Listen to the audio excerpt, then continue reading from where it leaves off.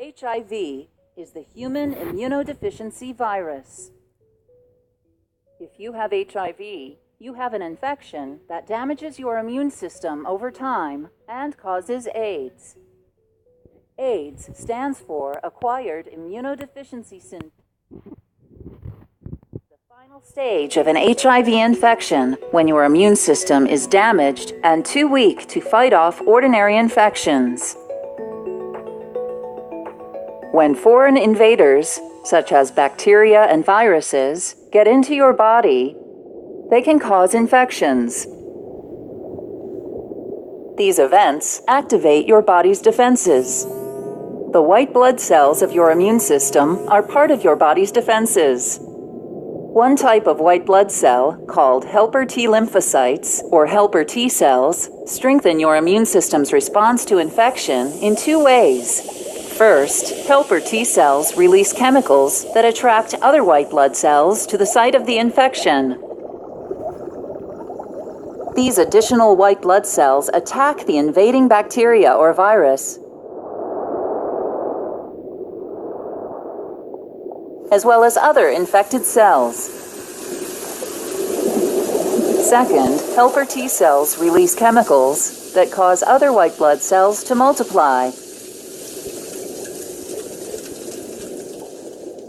These new white blood cells create markers, called antibodies, which can identify the same foreign invader throughout your body.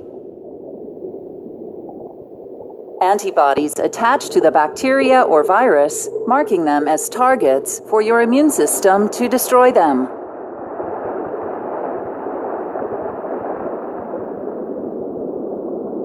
If you have HIV, it travels through your blood and other body fluids to infect and kill certain white blood cells. The virus enters helper T cells, which are the primary target. Once inside, the virus makes many copies of itself. As these virus particles are made, they leave the damaged helper T cell to infect other cells. The T cell loses its ability to protect the body from the ongoing infection and dies. In this way, HIV spreads and kills more of your helper T cells, weakening your immune system. As a result, other types of infections are able to take advantage of your body's inability to defend itself. These infections are called opportunistic infections. If you have an HIV infection and one or more opportunistic infections, you have AIDS. Some of the common AIDS-related opportunistic infections are inflammation of the tissues covering your brain and spinal cord, called meningitis, inflammation of your brain, called encephalitis, respiratory illnesses, such as pneumonia and tuberculosis, intestinal illnesses, such as chronic diarrhea caused by infectious parasites, and cancers, such as Kaposi's sarcoma and non-Hodgkin lymphoma.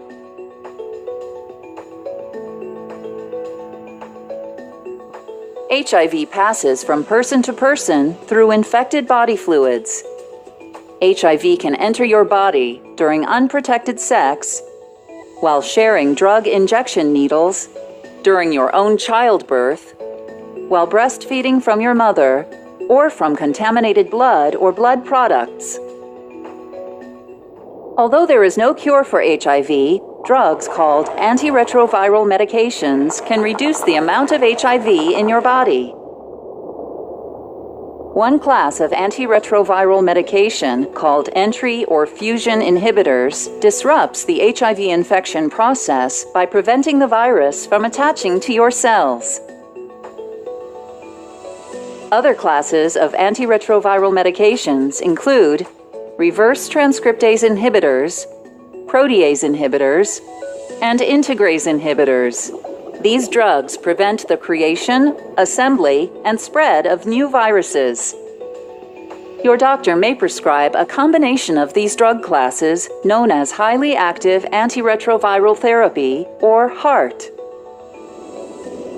Antiretroviral medication doesn't completely remove HIV from your body, but slows it down enough to enable your immune system to fight infections. Regular blood tests will let your doctor know how effective your antiretroviral medication is in controlling HIV. If the number of helper T cells is high enough in your blood sample, your medication is working. Treatments for the opportunistic infections of AIDS are medications specific for each type of infection. For example, your doctor may prescribe antibiotics if you have pneumonia or tuberculosis. To avoid getting or spreading an HIV infection, know your HIV status and your partner's status by getting tested regularly. The most effective way to prevent HIV infection is to avoid vaginal and anal sex. When engaging in sexual activity, you will be less likely to contract HIV if you only have sex with one uninfected partner or use latex condoms for protection. Avoid using injectable illegal drugs or sharing drug needles because the needles may have the virus on them. Avoid intoxication from drugs or alcohol because you will be more likely to engage in unsafe sexual behavior.